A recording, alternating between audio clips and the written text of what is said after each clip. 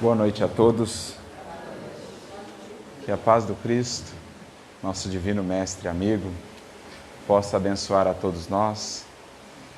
Que o nosso coração, nesse clima de fraternidade, de alegria, a alegria do Evangelho, possa estar aberto e receptivo às luzes do alto que nos chegam agora, como verdadeiramente uma cascata de luz, a nos banhar, trazendo-nos renovação, fortalecendo-nos a fé, alimentando-nos a esperança. É esse o intuito de uma reunião espírita, de uma reunião de estudos do Evangelho, que aqui possamos nutrir a nossa alma com os recursos que nos fortaleçam, que nos inspirem, para que no mundo sejamos de fato aqueles que compartilham, através do idioma universal do exemplo da vida, tudo o que do Cristo temos recebido. É para mim uma imensa alegria estar aqui com vocês nesta noite, né? A oportunidade que surgiu, estamos passando aqui pela região e estar aqui com tantos corações, amigos, queridos, nesse clima realmente de fraternidade, é para mim e para a Flávia uma imensa alegria poder partilhar desses momentos com vocês, de vivenciarmos aquilo que é a própria alma do cristianismo, como também do espiritismo, enquanto consolador prometido, que é a fraternidade, que é a troca. E esse intuito que nos une aqui, que o Cristo possa abençoar a todos nós. E o nosso tema nesta noite, a nossa proposta, vai girar em torno de uma figura do Evangelho que às vezes passa assim meio anônima, passa meio que em segundo plano, mas que é também uma dessas luzes imperecíveis que nós encontramos no Evangelho de Jesus. Nós poderíamos figurar o Evangelho do Cristo como sendo assim, como que uma constelação, ou um sistema solar, um sistema planetário, no qual o Cristo é a grande estrela central. O Cristo é o foco em torno do qual gravitam vários satélites, refletindo em maior ou menor escala a grande luz que é Jesus. Então, cada personalidade que nós vemos no Evangelho, e Emmanuel vai ter uma definição mais ou menos nesse sentido, o Evangelho é, digamos assim, esse conjunto do qual o Cristo é o centro divino. E em torno dele nós vemos múltiplas personalidades que são como que esses satélites que gravitam em torno da sua figura divina e que, pela sua condição espiritual, conseguem refletir essa luz mais ou menos bem, com maior ou menor grandeza, mas ainda assim, trazendo-nos novas perspectivas, novas inspirações para o trabalho que nos compete de renovação. Então nós estudamos o Evangelho, nós, a partir dessa perspectiva, passamos a entender o Evangelho como essa múltipla fonte de luz, né? Luzes maiores, luzes menores, a grande luz, mas todas elas contribuindo para nós, para a nossa vida espiritual, com algum outro aspecto da revelação superior, com algum outro entendimento, né, particular, específico, em cada caso, algum entendimento que venha a ser, em nossa vida, mais uma frase, mais uma parcela dessa lei divina que nos cabe escrever no livro de nossa vida. Cada um desses personagens do Evangelho como que um poema, como que uma pérola com a sua beleza bem particular. E é justamente a partir dessa perspectiva que nós quisemos hoje refletir sobre a figura desse grande apóstolo do Cristo, poderemos usar essa expressão mesmo, que contribuiu grandemente com uma outra grande figura importantíssima para a história do cristianismo. Estamos a falar de Barnabé, que contribuiu grandemente, como sabemos, com o trabalho do apóstolo Paulo. Então nós vamos gravitar em torno hoje dessa vida, desse exemplo, desse referencial que é Barnabé para a nossa experiência e vivência cristã. se nós já enxergamos o Cristo como nosso referencial maior, como nos ensina a doutrina espírita, o guia e o modelo que nos cabe conhecer e incorporar, né? Devemos pautar a nossa vida e a nossa conduta por ele. Se assim já temos essa consciência, se assim já pensamos, aqueles outros, sobretudo os primeiros continuadores, aqueles homens e mulheres que os séculos conheceram e não esqueceram, pelo seu exemplo de heroísmo na fé, na virtude, na conduta do amor, apesar de todas as lutas, resistências e perseguições. É preciso buscar nesses, os primeiros continuadores, elementos, né, percepções que nos possam auxiliar para que consigamos entender como podemos hoje viver tão bem quanto nos seja possível a mensagem desse que é para nós o Mestre Maior.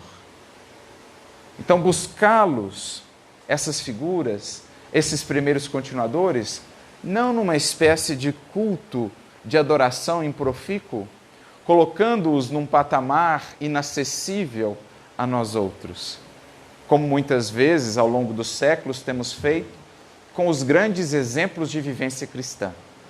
Os projetamos a uma condição, digamos assim, inabordável para nós outros, muitas vezes num processo consciente ou inconsciente, de justificativa de posturas nossas que não intentávamos ou não gostaríamos de mudar. Então fazíamos com que essas figuras estivessem muito distantes de nós, porque aí talvez pudéssemos nos justificar dizendo, mas eles eram eles, afinal de contas. Ele era Barnabé, ela era Maria Madalena, ele era o apóstolo Paulo. Não que tenhamos a pretensão de um salto alcançarmos a grandeza desses espíritos. Mas é preciso também ter a consciência da humanidade desses espíritos e de que foram eles escolhidos pelo Mestre como os primeiros continuadores para que fossem para nós também, no transcurso dos séculos, no desenvolvimento do cristianismo, e esses indivíduos existiram em todos os tempos, não só lá no início, para que fossem eles para nós também referenciais. Como, por exemplo, um Chico Xavier foi para o nosso tempo, e outros tantos exemplos, Bezerra de Menezes, Eurípides Barçanufo, Caiba Schutel, Anália Franco e outros tantos espíritos, para citarmos aí aqueles vinculados ao espiritismo. Então é preciso que renovemos um pouco esse olhar, né, de projetarmos esses seres nos altares da santificação como se não tivessem passado em vida por imensas lutas pela sua transformação. Como quando vemos um Simão Pedro, como quando vemos um Tiago, apóstolo, o próprio apóstolo Paulo, Madalena e tantos outros. É preciso que tragamos esses exemplos mais para perto de nós e, por outro lado, façamos o esforço de ir para mais perto deles, tomando-os de fato como elementos ou pessoas que nos inspiram. Sem o culto da adoração, mas sim nessa tomada de aprendizado, na legítima aplicação da gratidão pelos exemplos que nos antecederam. Emmanuel vai definir, no livro Pão Nosso, o verdadeiro conceito de agradecer. A legítima gratidão é aquela que consiste na aplicação, dentro do máximo de nossos esforços e possibilidades, de tudo que foi recebido. Então, como nós expressamos a nossa gratidão por esses que nos antecederam, não tanto pelos aplausos, não tanto pelos louvores que possamos prestar a eles, mas, acima de tudo, pelo empenho que possa existir em nosso coração em nos aproximarmos deles, em vivermos o máximo que nos seja possível como eles buscaram viver a mensagem do Evangelho. Então foi isso que inspirou a reflexão nossa nesta noite. Tomarmos essa figura que às vezes passa ali no segundo plano, né? Talvez fique ali um pouco ofuscada pelo trabalho e pela tarefa de Paulo, mas isso é o bonito, por exemplo, do livro Paulo Estevão, quando a gente vai fazendo, para além de uma primeira leitura, a segunda leitura, a terceira leitura, a quarta leitura e assim indefinidamente, a gente começa a perceber essas outras figuras, que talvez na primeira leitura passaram um pouco desapercebidas.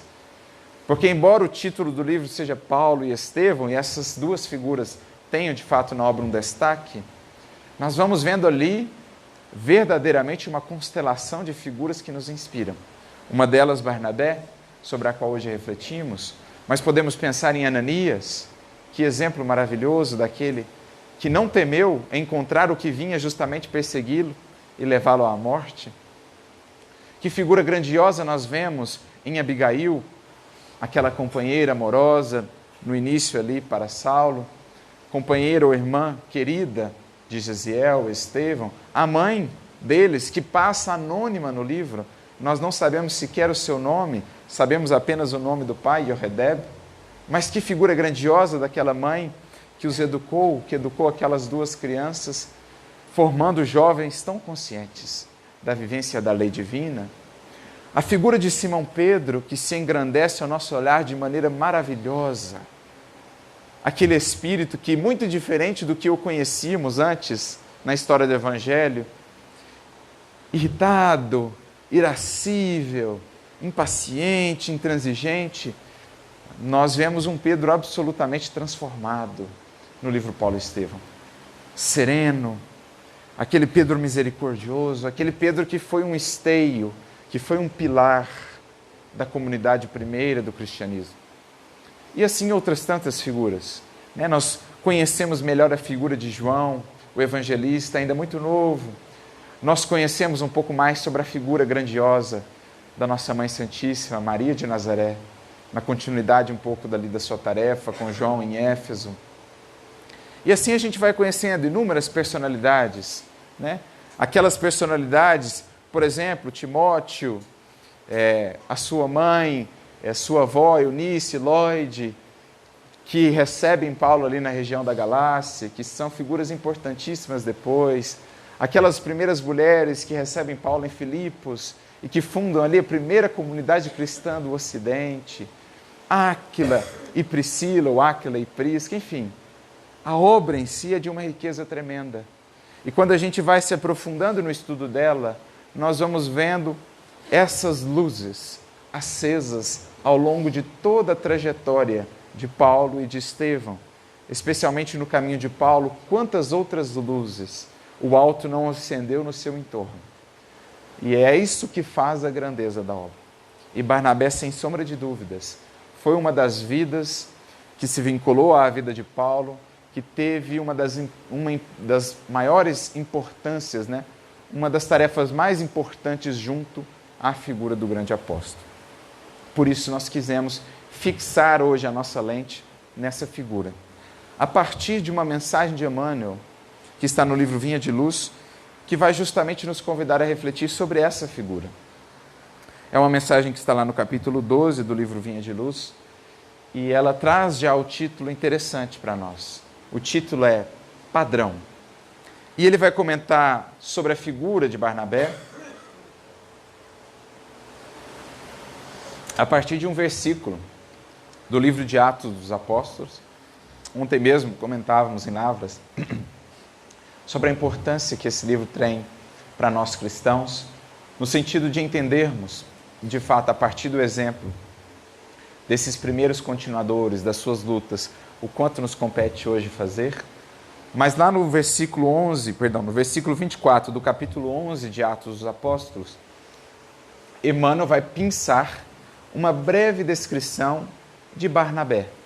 Como nós sabemos, o livro de Atos dos Apóstolos foi escrito por Lucas. E Lucas teve uma relação muito próxima com o apóstolo Paulo. Sobretudo a partir de determinado ponto da vida de Paulo, não na primeira viagem. A primeira viagem, Paulo e Barnabé estavam ali mais próximos. A partir da segunda viagem e em diante, Lucas, como Timóteo, como Silas, passam a ter uma convivência ainda mais estreita com a figura de Paulo. Mas Lucas conheceu Barnabé, porque Barnabé era um dos cabeças, digamos assim, um dos principais coordenadores, orientadores do trabalho que se realizava na comunidade de Antioquia. Foi ele, Barnabé, que foi responsável por levar Paulo depois para essa comunidade, e foi lá, nessa comunidade, onde Paulo conheceu a figura de Lucas, que mais tarde seria um grande companheiro seu. Foi lá então que Lucas teve a oportunidade de conviver melhor com Barnabé. Foi ali onde pela primeira vez o nome de cristão surgiu por uma sugestão de Lucas. Até então os cristãos eram chamados os homens do caminho, os seguidores do caminho. Mas ali Lucas teve a oportunidade de conviver um pouco com Barnabé. Nessa comunidade de Antioquia, que na descrição de Emmanuel no livro Paulo Estevam, era uma comunidade assim, deslumbrante. Tal era o nível de integração, de comunhão entre os corações que ali viviam. Os fenômenos mediúnicos que ali se processavam eram estarrecedores, fenômenos de vozes diretas, por exemplo, de voz direta, que inclusive foi o fenômeno no qual, através do qual Barnabé e Paulo foram convidados à primeira grande viagem, foram orientados à primeira grande viagem. Então Lucas certamente traz essa descrição de Barnabé a partir da sua experiência pessoal com esse indivíduo, da sua convivência com Barnabé, que certamente o marcou. E ele traz isso então nesse versículo, dizendo assim: porque era homem de bem e cheio do Espírito Santo e de fé, e muita gente se uniu ao Senhor. Então, para entender melhor essa frase, é preciso entender o contexto em que ela está no capítulo, mas ele está a falar aqui da figura de Barnabé. Então, Emmanuel pinça esse versículo, lá de Atos dos Apóstolos, e traz para nós uma mensagem com um título interessantíssimo: Padrão. Já apontando o rumo da reflexão que ele nos propõe. Se Cristo é o modelo, o referencial maior, nós temos aqueles que são como que padrões também de conduta, que nos servem e nos auxiliam muito a compreender como alcançar o modelo e o maior padrão, o padrão maior.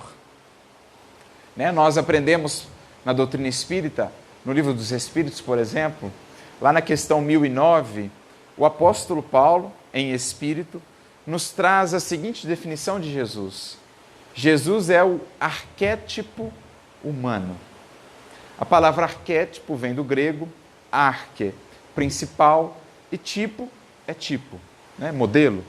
Então Jesus é o tipo principal, o modelo principal para a humanidade. Mas isso não significa dizer que não existam os tipos menores, os tipos intermediários, os padrões, que são para nós elementos muito importantes e muito valiosos de instrução, para que a gente consiga, degrau a degrau, ir caminhando para o tipo, o padrão principal, que é Jesus. Então, pelo título e pelo versículo, Emmanuel já aponta o rumo da nossa reflexão. Nós vamos olhar para essa figura, Barnabé, para a sua vida, para a sua maneira de proceder, como quem olha para um material didático, como quem olha para uma apostila. O livro da própria vida de Barnabé é para nós elemento de instrução em busca desse padrão de conduta cristã. Esse é o norte que Emmanuel apresenta logo ao título. Mas aí ele começa dizendo assim: alcançar o título de sacerdote em obediência a meros preceitos do mundo não representa esforço essencialmente difícil. Bastará a ilustração da inteligência na ordenação convencional. Então, Emmanuel, a gente vai ver pela mensagem, ele vai começar a trazer uma série de aspectos da experiência religiosa que possamos ter, mas que são, assim, digamos, aspectos muito mais exteriores do que propriamente os aspectos fundamentais. Então ele começa falando assim: olha, para ser sacerdote de uma determinada religião, isso não demanda assim muita coisa. Basta ter ali a inteligência para estudar os textos, etc., cumprir determinadas ordenações convencionais para alcançar esse título ou esse encargo. Na doutrina espírita nós não temos sacerdotes propriamente, mas nós poderíamos fazer uma transposição para o caso da doutrina para se tornar presidente de um centro espírita, para se tornar dirigente de um grupo de estudos, etc., isso não vai demandar, assim, muitas qualidades do espírito. Não necessariamente o fato de ter alcançado um encargo de relevo ou de destaque indica que o espírito que ali está é um espírito referencial, é um espírito grandioso. Quem duvidasse disso, bastaria olhar para o desenvolvimento do cristianismo ao longo dos séculos. Quantas vezes, nos cargos de maior importância, né, de outras experiências religiosas, não estiveram espíritos ali que comprometeram em muito, não a mensagem do Mestre, mas a sua representação no mundo. A mensagem do Mestre sempre esteve pura, tal qual nos foi entregue, mas a sua representação no mundo, bem como aqueles que ao longo dos séculos a representamos, nós criamos aí muitas complicações. Nós aí criamos muitos problemas. E muitas vezes nos cargos de maior importância e de relevo. Então a gente já começa a perceber, pelo primeiro comentário de Emmanuel aqui no texto, que ele vai fazer assim um contraponto entre aspectos exteriores da nossa experiência religiosa, que não são definidores, e os aspectos essenciais, que é o que nós buscamos. É o que nós buscamos. É a diferença entre a religiosidade exterior e a religiosidade íntima. A religião pura, como vai dizer o apóstolo Tiago na sua carta. A verdadeira religião no seu sentido mais nobre. Aquela que é questão de essência, de intimidade, de transformação íntima. E que não está necessariamente vinculada a títulos, a cargos, a reconhecimentos, a aplausos e etc. A grande finalidade da experiência religiosa. É sobre isso que aqui vamos falar. E esse é um ponto capital que o Espiritismo se preocupou tanto em falar. Porque o Espiritismo, creio, para o nosso próprio benefício e para o nosso próprio auxílio, o Espiritismo abriu mão, né, a maneira pela qual ele foi apresentado pelos Espíritos, o Espiritismo ele se destituiu de uma série de aspectos exteriores, paramentos, formas dos templos, cargos, hierarquias propriamente definidas, como sacerdócio, etc. O Espiritismo se desvinculou de tudo isso para focar-se em aspectos que dizem respeito à adoração e à experiência religiosa íntima. Por quê? Porque por séculos nós temos nos perdido no aspecto exterior do culto e da adoração e esquecido dos aspectos fundamentais. É onde geralmente nós temos tropeçado, desde a época do Cristo. Alguns dos maiores embates de Jesus com os fariseus, por exemplo, eram justamente sobre isso. Estavam eles excessivamente preocupados com os rituais de pureza exterior, lavagem de mãos, alimentos puros e impuros, a prática do jejum e etc., os cuidados com o templo, mas esquecidos da misericórdia, da renovação interior, da humildade, da caridade. Então, em muitos momentos, Jesus questiona isso, porque é um ponto em que geralmente nós tropeçamos. E Kardec vai frisar isso no Evangelho segundo o Espiritismo. Os espíritos, então, despojam o espiritismo do culto exterior. Nós não temos paramentos, nós não temos uma ritualística, uma liturgia propriamente estabelecida. Nós temos orientações de como trabalhar, de como proceder. Para que a gente pudesse, então, focar-se no que é essencial e não escorregar, derrapar novamente nos velhos tropeços de outrora. É o que Kardec fala, por exemplo, no capítulo 8, quando está tratando lá da verdadeira pureza, da questão da lavagem das mãos, que era algo que preocupava muito os fariseus.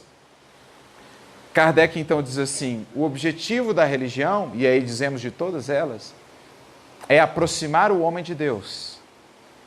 Isso ele não alcança ou não consegue senão quando se aperfeiçoa. Por isso todas as religiões em que o fundo predomina, ou melhor, em que a forma, os aspectos exteriores, predominam sobre o fundo, os aspectos interiores, essa religião, ela perde o seu foco. Quando ela passa a colocar acima do aperfeiçoamento do indivíduo outros aspectos, como os aspectos exteriores do culto. Então, esse é o enfoque que aqui Emmanuel também está nos convidando a ter. Que é a finalidade da experiência religiosa, seja ela qual for. Tornar-nos melhores, para nos aproximar de Deus e dos nossos irmãos. Esse é o cerne. Se isso está em segundo plano, a nossa experiência religiosa perdeu o foco central. E quando isso acontece, Kardec diz, geralmente essa religião produz 3 tipos de indivíduos: os fanáticos, os hipócritas e os supersticiosos. O fanático é aquele que dá tanto valor aos aspectos exteriores que julga pode até mesmo perseguir os outros porque adoram a Deus de maneira diferente. Para ele não importa se a religião que é diferente da dele está tornando melhor aquele indivíduo. Desde que ela é diferente da dele, ela é ruim. E ele então se sente inclusive no direito de perseguir o outro. Esse é o fanático. É o que Saulo, no princípio, pensava. O supersticioso é aquele que se prende em ilusões e fantasias, porque não estuda a fundo e não percebe o que realmente é central, o que realmente vai edificar, vai nos levar à transformação. E o hipócrita é aquele que apresenta uma coisa bem distante daquilo que de fato é. Isso é o que acontece quando a religiosidade em nossa vida perde o foco. Deixa de ser a nossa transformação para ser algum aspecto exterior. Mas o verdadeiro objetivo, diz Kardec e os Espíritos, como aqui também Emmanuel, é tornar melhor o homem. Portanto, o verdadeiro objetivo de toda religião é produzir homens e mulheres de bem. O objetivo do Espiritismo não é formar médiuns, não é formar doutrinadores, dialogadores, nem tanto expositores. O objetivo essencial da doutrina espírita é produzir, é gerar, como de qualquer outra religião, homens e mulheres de bem. É o que está lá nos caracteres do homem de bem, na questão 918 de Livro dos Espíritos, ou no capítulo 17, item 3 do Evangelho segundo o Espiritismo. E é justamente a descrição que foi atribuída a Barnabé por Lucas em Atos dos Apóstolos, porque ele era um homem de bem. Então Barnabé era alguém que havia entendido e vivenciava a verdadeira finalidade do Evangelho. Então esse é o contraponto que Emmanuel vai fazer. Antes de chegar a tratar da figura de Barnabé, ele vem tratando dos aspectos exteriores. Por isso ele prossegue, ser teólogo ou exegeta é aquele indivíduo que se dedica a estudar as Escrituras, a compreender o sentido das Escrituras. Então, ser teólogo ou exegeta não relaciona obstáculos de vulto. Requer-se apenas cultura intelectual com o estudo acurado dos números e das letras. Então, ser um teólogo, ser um exegeta, no nosso caso, por exemplo, ser um escritor espírita, um expositor espírita, isso não representa assim grande coisa. Fazer uma palestra muito certinha, alinhadinha, isso não pode dizer nada a nosso respeito. Porque, às vezes, o indivíduo tem uma cultura intelectual avançada, consegue concatenar bem as ideias, mas não passa disso. Às vezes, o indivíduo tem uma mentalidade poderosa e consegue escrever muito bem, com uma eloquência magnífica, mas quantos não foram ao longo dos séculos os que escreveram páginas belíssimas, de uma eloquência inegável, mas cujas vidas são o testemunho de quedas lamentáveis. Então isso por si não representa grande coisa. Fazer uma bela palestra, escrever um belo livro, não apresenta obstáculos de vulto. Juntar ali alguns textos, juntar ali algumas reflexões e propagá-las. Pregar a doutrina, que ele acrescenta, não apresenta óbices de relevo. Pede-se tão só a ênfase ligada à correta expressão verbalista. Então, às vezes o indivíduo tem uma facilidade de fala, ele junta lá alguns textos e fala muito bem. Alcança os aplausos dos indivíduos, das multidões. Mas isso não necessariamente fala de quem ele de fato é e da sua vida interior. Receber mensagens do além e transmiti-las a outrem pode ser a cópia do serviço postal do mundo. Então, não necessariamente o médium que traz mensagens assim interessantes, com conteúdo interessante, não necessariamente isso indica que aquele médium é de fato um espírito elevado, um espírito adiantado. Até porque aprendemos na doutrina espírita que, por vezes, até mesmo se utilizando de médiuns cuja vida está em situação deplorável, a espiritualidade superior pode se aproveitar, às vezes, dessas circunstâncias pelo bem daquele médium para auxiliá-lo, como a outros. Naturalmente que o bom médium, pela própria conduta que terá, estará mais sintonizado com a espiritualidade superior e terá um conteúdo de profundidade, de edificação mais profundo, mas não necessariamente uma mensagem que chega através de um médium que seja bela, que tenha ali conceitos filosóficos interessantes, isso não necessariamente indica que aquele médium é um grande espírito. Pode simplesmente atuar como o correio postal do nosso mundo aqui dos encarnados. Aconselhar os que sofrem e fornecer elementos exteriores de iluminação constituem serviços peculiares a qualquer homem que use sensatamente a palavra. Então, aconselhar as pessoas, dar bons conselhos não necessariamente indica um coração verdadeiramente luminoso. Sondagens e pesquisas, indagações e análises são velhos trabalhos da curiosidade humana. Ou seja, o vínculo com a parte fenomênica, no nosso caso da doutrina espírita, o conhecimento intelectual da doutrina espírita, não necessariamente indica que o indivíduo está caminhando para a finalidade da experiência com a doutrina espírita. Kardec, inclusive, vai dizer, no Livro dos Médiuns, por exemplo, no capítulo 3 da primeira parte, quando trata dos tipos de espíritas, Kardec vai apresentar ali o primeiro tipo, aquele que está muito interessado com a parte dos fenômenos, que conhece os fenômenos a fundo, que os pratica, que os exerce, de todos os tipos, mas que se restringe àquilo. Está ainda no primeiro tipo de espírita, preso aos aspectos exteriores da fenomenologia. O segundo tipo de espírita, dirá Kardec, é aquele que já alcança a parte filosófica, ou seja, às vezes o indivíduo que já é muito culto, já tem um conhecimento filosófico, doutrinário, absolutamente vasto, mas que, diz Kardec, não se dispõe a aplicá-lo à sua vida. Acha-o interessante, acha-o belo, mas muitas vezes permanece apenas no campo das sondagens e das pesquisas, dos voos do intelecto, sem que isso desça ao campo divino do coração. No entanto, define Kardec, o espírita verdadeiro, que ele chama também de espírita cristão, é aquele que deu o passo fundamental, que vencendo os elementos puramente das pesquisas e da sondagem intelectual, desceu ao campo da prática, alcançou o reino do coração e se dispõe agora a incorporar tudo que tem apreendido com a doutrina espírita. Esse, diz Kardec, o verdadeiro espírita. O que alcançou já, ou que pelo menos se esforça por alcançar, o domínio da prática e da realização, esculpindo ou escrevendo o que tem aprendido no livro de sua própria vida. Então é isso que Emmanuel está dizendo até então. Né? Sondagens, pesquisas, indagações e análises são coisas antigas, de todas as religiões e de todos os tempos.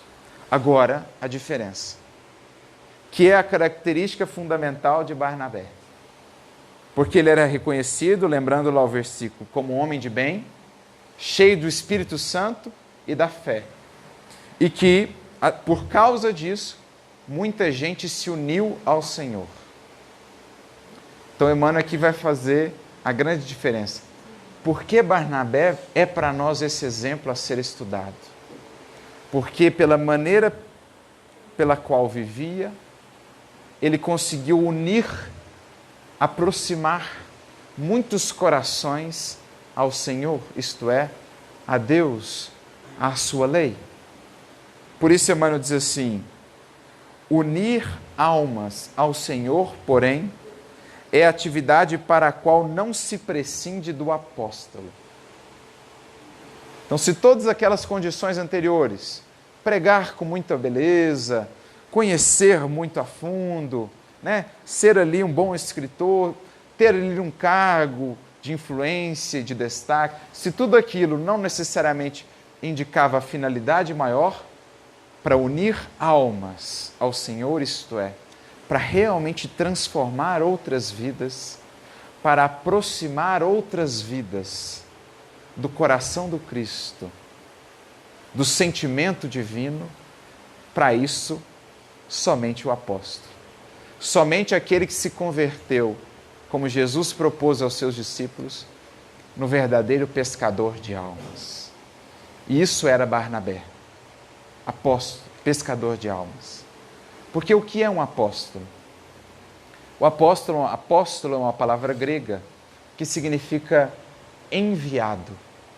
Se o discípulo é o aprendiz, é o que está seguindo o mestre para aprender com ele, o apóstolo é aquele cuja vida já incorporou de tal modo as lições do mestre, que ele é enviado pelo mestre como seu representante. Ele já se uniu de tal modo ao coração e ao pensamento de Jesus, que por meio dele o Cristo atua no mundo, trazendo mais almas para o reino e para a seara do amor. Esse é o apóstolo, aquele que se converteu em pescador, pescador de almas. O que já desenvolveu essa habilidade de criar vínculos de tal modo profundos com outros corações que transforma vidas, que as tira do lugar onde estavam, muitas vezes em zonas de acomodação, de adoecimento, de ignorância espiritual. O apóstolo consegue, pelos vínculos do amor, que nasce dessa sua vivência e dessa sua exemplificação, trazer como um pescador essas almas a novos horizontes de vida, a novos horizontes de experiência. Esse é o apóstolo. Ele é o enviado. Por meio dele, o Cristo vai caminhando pelo mundo. Por meio dos seus olhos, o Cristo enxerga os outros indivíduos. Por meio do seu coração, o Cristo atua e irradia o seu amor pelo mundo. Por meio da sua boca, o Cristo propaga o seu verbo luminoso pelo mundo. Esse é o apóstolo. E somente essa condição é a condição em que o indivíduo se torna realmente habilitado a unir almas ao Senhor, como Barnabé o fazia. Ele se converte a partir de então em ponte, porque essa é a grande finalidade ao qual o Evangelho nos quer conduzir. Nos converter agora não mais em muros, impedindo um fluxo divino do amor, mas enfim em pontes, por meio dos quais o Senhor possa agora transitar de coração a coração. Essa é a finalidade do Evangelho em nossa vida.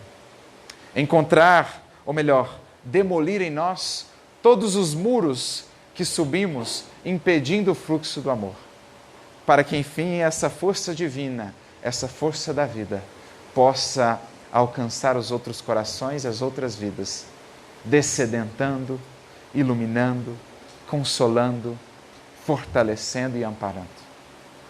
Por isso, Emmanuel prossegue: Barnabé, o grande cooperador do Mestre em Jerusalém, apresenta as linhas fundamentais do padrão justo. Então, porque Barnabé era o homem de bem, que é o padrão que buscamos atingir, ele é esse que nos apresenta essas linhas fundamentais que cabe a nós agora esboçar em nós mesmos. Barnabé é o desenho, né, as linhas, os traços que compete agora marcar em nós. Os traços do Cristo, as marcas do Cristo que em Barnabé já eram vivas. Vejamos a aplicação do ensinamento à nossa tarefa cristã, ou seja, tragamos o exemplo de Barnabé agora à nossa vida. Todos podem transmitir recados espirituais, doutrinar irmãos e investigar a fenomenologia, mas para imantar, olha que verbo lindo, imantar, sabe um imã? Para imantar corações em Jesus Cristo, é indispensável sejamos fiéis servidores do bem, trazendo o cérebro repleto de inspiração superior e o coração inflamado na fé viva. Então, por isso, Barnabé tinha essa condição de imantar, como imã, conectar corações ao Cristo, ao coração do Cristo. Por quê?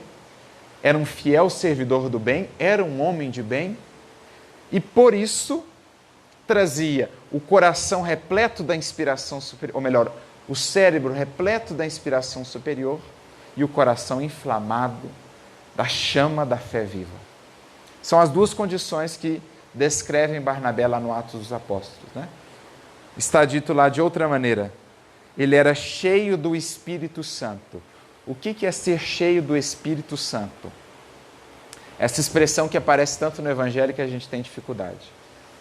Emmanuel vai trazer uma das definições que a gente pode ter para a expressão Espírito Santo. No próprio livro Paulo Estevão, ele tem uma nota sobre isso, no livro O Consolador também. Espírito Santo como sendo a comunidade dos Espíritos santificados, que colaboram com Cristo no trabalho do bem na terra. Ser cheio do Espírito Santo, portanto, é ter um vínculo profundo com a espiritualidade superior. Algo que não se consegue senão quando se respira no bem, quando se é um homem de bem. Porque esse tipo de vínculo, quando falamos sobre esse tipo de vínculo, estamos a falar de sintonia.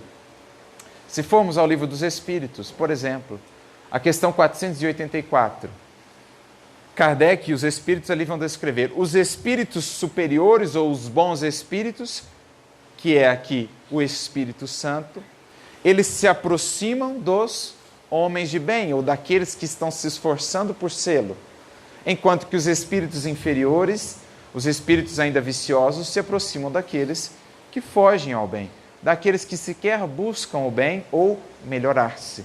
Então, uma simples questão de sintonia. O indivíduo que volta-se para o trabalho no bem, como Barnabé, ele cria essa ponte, essa conexão com a espiritualidade superior. E ele então se torna cheio do Espírito Santo. Nada de mais, nada de místico, nada de... Ele capta melhor a inspiração do alto. O que é imprescindível para o nosso trabalho no bem. Porque em muitos momentos, na seara do Mestre, nós não sabemos propriamente o que fazer. Faltam-nos recursos. Nós somos seres ainda muito limitados. Mas aquele que busca o bem, o amparo não lhe falta. E ele consegue então captar as ideias que não são dele, para bem fazer o que o Mestre espera.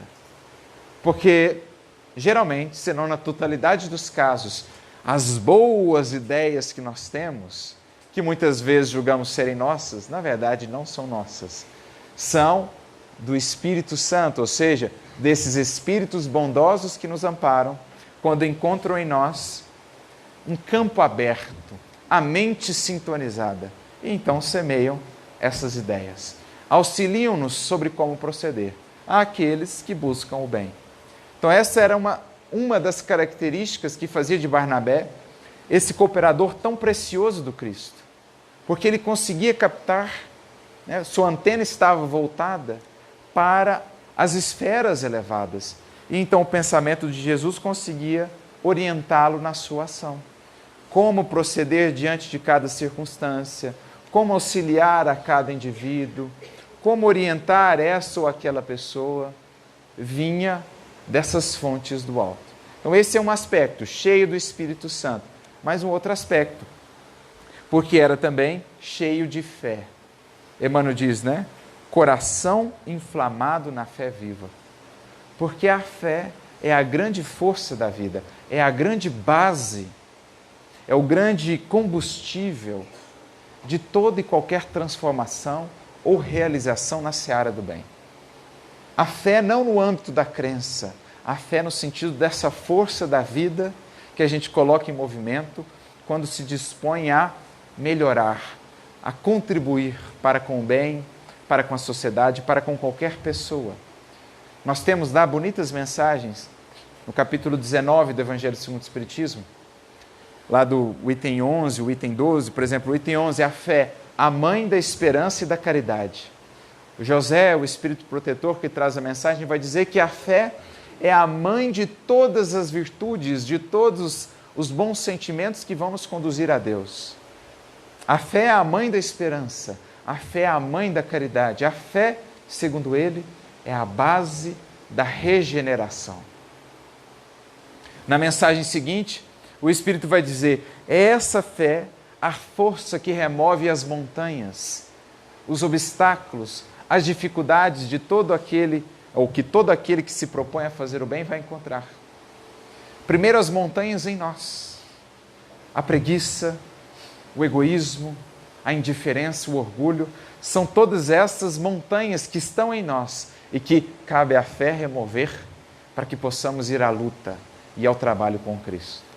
Mas também as montanhas que encontramos fora de nós, né? Na incompreensão dos outros, na ingratidão, na indiferença, nas perseguições, nas resistências espirituais, nos paradigmas que ainda vigoram no mundo, o materialismo, o hedonismo. Tudo isso são montanhas, são obstáculos, são dificuldades que vêm testar a nossa fé e a nossa disposição de realmente caminhar com Cristo. Mas, dizia Jesus, a fé remove todas as montanhas. Aquele que realmente conecta o seu coração ao Cristo, que inflama o seu coração da fé viva, ele não encontra mais obstáculos. Ele encontra antes instrumentos de aprendizado.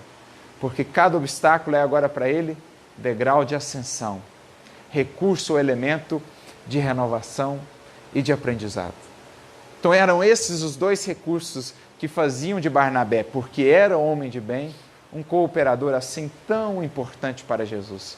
E são os dois recursos que nos cabe desenvolver no esforço por sermos homens e mulheres de bem, inflamar o nosso coração dessa fé que confia, que se entrega de fato ao Cristo e que por isso tem esperança, que por isso ama sem esperar nada, e assim conquistar essa inspiração superior que nos chega das esferas e dos espíritos superiores.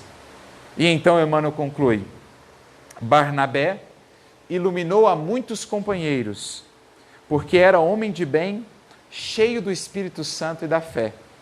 Jamais ouvidemos semelhante lição dos Atos, pois trata-se de padrão que não poderemos esquecer. Ele se configura agora para cada um de nós como um padrão, como uma meta a ser alcançada.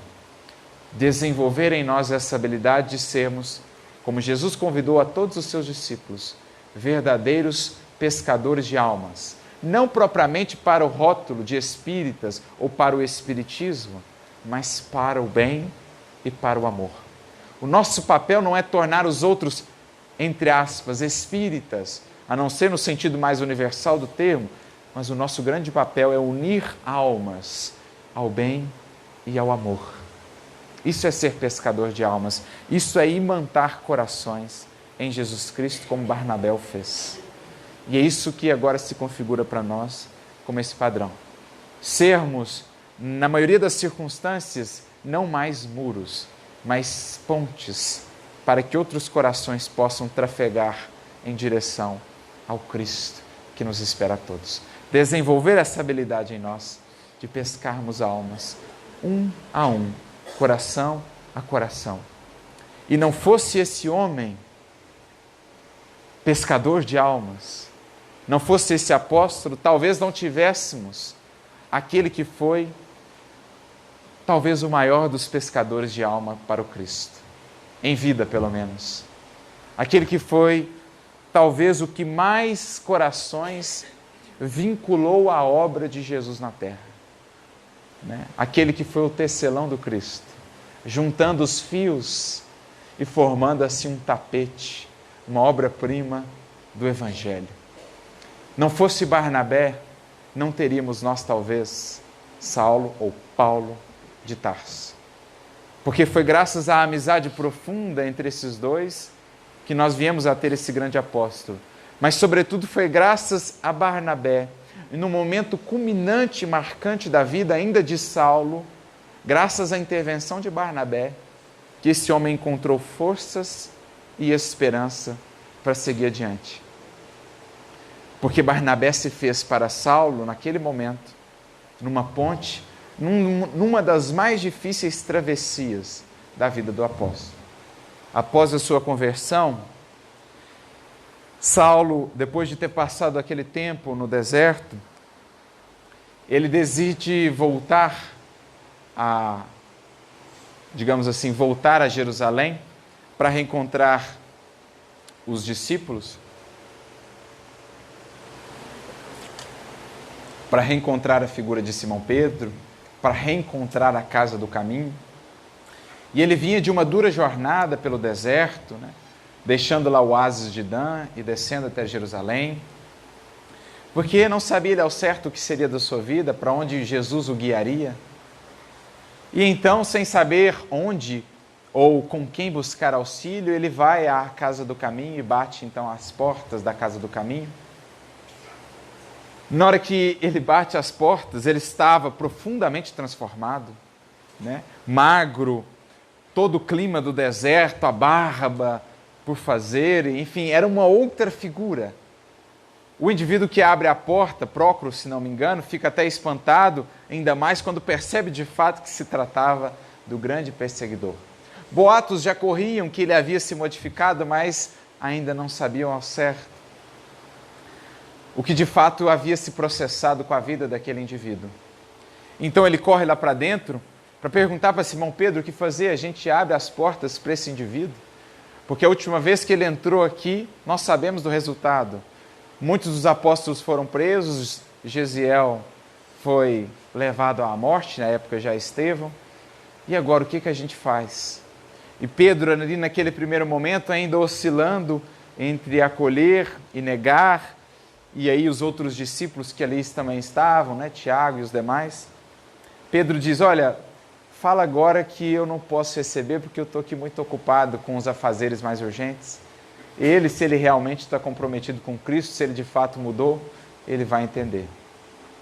Então Prócoro volta e diz a ele, olha, que Simão agora não vai poder te atender. E é bonito e é emocionante esse momento, porque Saulo ali depositava todas as suas esperanças, porque ele não sabia quem recorrer. E ele então diz, eu compreendo Pedro, porque eu compreendo o que eu fiz. E então algumas lágrimas começam a descer dos seus olhos e a molharem o seu rosto marcado pelo sol do deserto. Mas para não constranger o indivíduo, ele diz assim, não, é que os meus olhos estão feridos aí, estão doloridos da viagem pelo deserto, você teria pelo menos uma bilha de água para que eu pudesse lavar o meu rosto e os meus olhos? E ele, claro, então providencia a bilha, e ele ali naquela água disfarça as suas lágrimas. Porque o indivíduo havia perguntado para ele, você não traz pelo menos aí uma carta de recomendação de Ananias? E Saulo então diz, não, eu já trago a carta em mim mesmo, porque o Cristo havia me dito o quanto caberia a mim sofrer por amor do seu nome, e as suas marcas já estão em mim, grafadas em mim. Prócoro não entendeu muito bem, mas enfim, Saulo diz, olha, em outro momento eu volto então. Mais tarde, ele se afasta, e então forma-se ali mais à noite, na casa do caminho, uma reunião dos seguidores de Jesus para decidir, acolhemos ou não acolhemos Saulo de Tarso. Logo se estabeleceu uma divisão.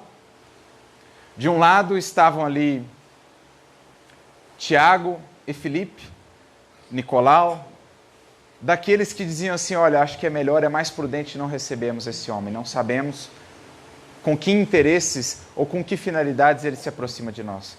Do outro lado estavam João e Simão Pedro e Barnabé, do lado daqueles que diziam, nós devemos ampará-lo, devemos interceder, é o que Jesus esperaria de nós. Barnabé, inclusive, diz, olha, eu, quando ainda estava lá em Chipre, Emmanuel faz a questão de frisar, ele havia sido incorporado à comunidade de Jerusalém pelas altas qualidades do seu coração. Quando eu estava lá em Chipre ainda, eu ouvi falar da coragem com que ele pregou na sinagoga de Damasco. Então ele já intercedendo por Paulo, né? Mas aí fica aquela disputa, Nicolau apresentando os argumentos, Pedro de cá, mas enfim, Pedro assume a liderança e chega a um consenso. Diz assim, vamos fazer o seguinte, já que o Barnabé está muito disposto, realmente está aberto, o Barnabé vai ser o intermediário. Amanhã ele vai visitar o Saulo e vai ver, vai sentir realmente como ele está e então vai decidir se traz ele ou se não traz. Foi essa a decisão. E aqui fica a descrição desse encontro em que Barnabé se fez ponte, em que Barnabé foi esse que pôde, em definitivo, imantar o coração de Saulo ao coração do Cristo e proporcionar-nos esse grande apóstolo tão importante para a história do cristianismo. Foi Barnabé o elemento de ligação, em definitivo, do coração de Saulo ao coração de Jesus. Descreve Emmanuel esse encontro no livro Paulo Estevão, no capítulo 3, dizendo: o diácono de Chipre destacava-se por sua grande bondade. Um homem de bem, o elemento essencial para unir corações ao Cristo. Sua expressão carinhosa e humilde, seu espírito conciliador, contribuíam na igreja para a solução pacífica de todos os assuntos. Então ele era aquele que sempre buscava o lado melhor, sempre buscava enxergar o bem, mesmo naquela condição em que outros não viam em Paulo senão o antigo perseguidor. Com um sorriso generoso, Barnabé abraçou o ex-rabino pela manhã, na pensão em que ele se hospedava.